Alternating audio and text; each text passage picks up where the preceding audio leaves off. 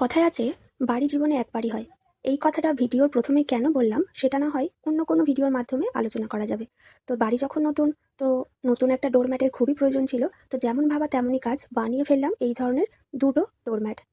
বাড়িতে ছিল পুজো, আর গৃহপ্রবেশের সময় যদি এই ধরনের একটা সুন্দর ডোরম্যাট থাকে তাহলে তো সবাই বাহবা জানাবেই। তো পুজোর আগেই এই কাজটা কমপ্লিট করা খুব দরকার ছিল। ভিডিওতে দেখতে হয়তো খুব সহজ মনে হলেও এই ডোরম্যাটটা বানাতে কিন্তু আমার প্রায় ২ সপ্তাহ টাইম লেগেছিল।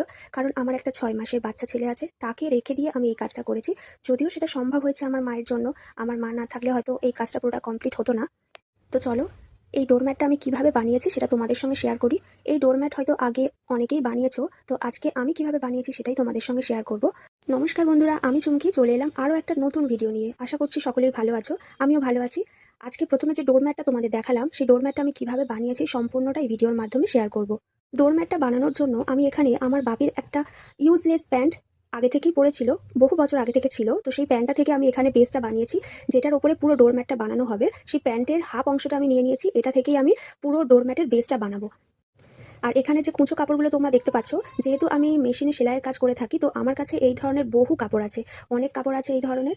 তো সেই কাপড় থেকেই ভাবলাম সকলকে একত্রে মিশিয়ে যদি একটা ডোরম্যাট বানানো যায়, তো এই টুকরো কাপড়গুলিকেই আমি প্রথমে 2 বাই 2 ইঞ্চি করে কাটিং করে নেব।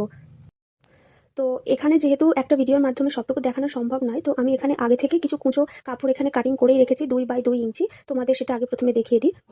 প্রথমে ভেবেছিলাম হয়তো কিছু কাপড় দিয়ে এটা হয়ে যাবে, তো এখানে কিন্তু আমি প্রচুর কাপড় পরে কাটিং করেছি। তো কিছু কাপড় এখানে আমি আগে থেকে কাটিং করে রেখেছিলাম, এই যে 2 বাই 2 ইঞ্চি করে প্রত্যেকটা কাপড় আমি এখানে কাটিং করে নিয়েছি।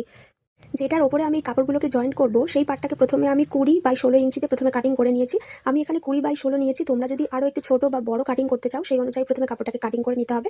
তারপর এইভাবে একটা একটা করে প্রত্যেকটা কাপড় ভাঁজ করে নিয়ে জয়েন্ট করে নিতে হবে।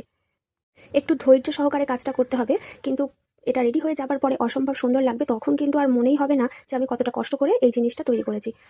তো প্রত্যেকটা কাপড় এইভাবে একটা একটা করে এইভাবে জয়েন্ট করে নিতে হবে। এরপর মিডিল থেকেও একই রকমভাবে এই ধরনের কাপড় সেট করে নিতে হবে।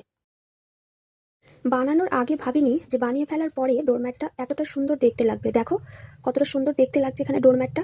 তো তোমরাও চাইলে এই ধরনের ডোরম্যাট বা পাপোশ খুব সহজেই বানিয়ে ফেলতে পারবে। তো এই মুহূর্তে যারা যারা আমার প্রোফাইল থেকে এই ভিডিওটি দেখছো, তারা কিন্তু অবশ্যই আমার প্রোফাইলটাকে ফলো করে দেবে।